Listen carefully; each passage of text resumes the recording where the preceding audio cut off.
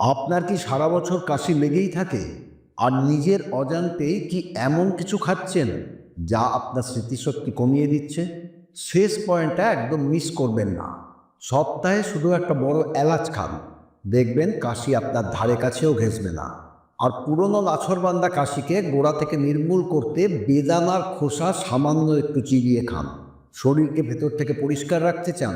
তাহলে আপনার রোজকার সঙ্গী হোক পাকা পেঁপে। শরীরের সমস্ত আবর্জনা সাফ। শ্বাসকষ্টের সমস্যা? চিন্তা নেই, পুদিনা পাতার পেস্ট জলের সাথে পান করুন আর বুক ভরে শ্বাস নিন। এবার সবথেকে গুরুত্বপূর্ণ অংশ হিসেবে আসল কথায় আসি। আপনার প্রিয় ম্যাগি অতিরিক্ত খেলে আপনার স্মৃতিশক্তি ধীরে ধীরে কমে যেতে পারে। হ্যাঁ, একদম ঠিক শুনেছেন। অতিরিক্ত ম্যাগি স্মৃতিশক্তি দুর্বল। তাই নিজের লোভ কন্ট্রোলে রেখে এই ধরনের ফাস্টফুডকে আজই বলুন না। স্বাস্থ্যই সম্পদ।